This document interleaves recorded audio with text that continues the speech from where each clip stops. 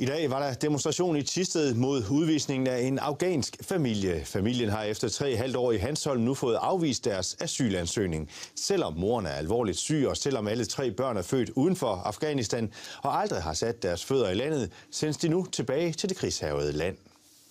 Fortvivlelsen og uvisheden var stor. Ved en demonstration i Thisted viste folk deres utilfredshed med udvisningen af 19-årige Niloufar Usbake og hendes familie. Jeg gider ikke gå tilbage. Jeg bliver træt. Jeg er 3 år her. Det gør ikke noget til mig. Jeg bliver træt. Jeg er også mine mennesker. Til dagligt går Niloufar på HF og VUC i Thisted, hvor rektor havde givet alle fri for at deltage i demonstrationen. I asylklassen blev formiddagen brugt på forberedelser med klasselæreren. Som lærer til en flok dejlige asylansøgere, så bliver man også personligt involveret i det. Sagen om Niloufar og hendes familie vækker undren. Niloufar, hun er super integreret, og hun har større tilknytning til Danmark, end hun har til Afghanistan. Det er noget af det sørgeligste i den her historie. I 20 år har familien været på flugt. Først flygtede Niloufars forældre fra Afghanistan til Iran. I Iran blev Niloufar født med sine 2 yngre søskende. For 3,5 år siden kom familien til Danmark.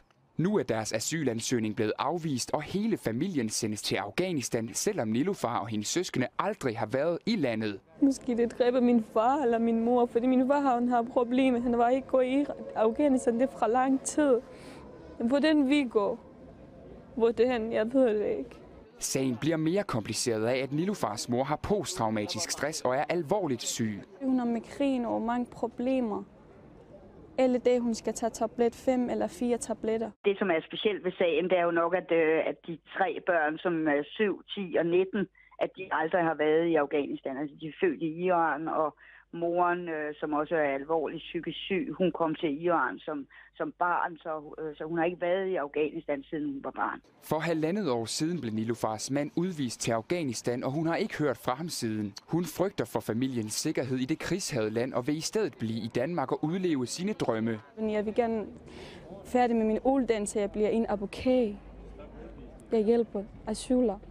I morgen sendes familien til et udslusningscenter på Sjælland, inden de bliver sat på flyveren til Afghanistans hovedstad Kabul.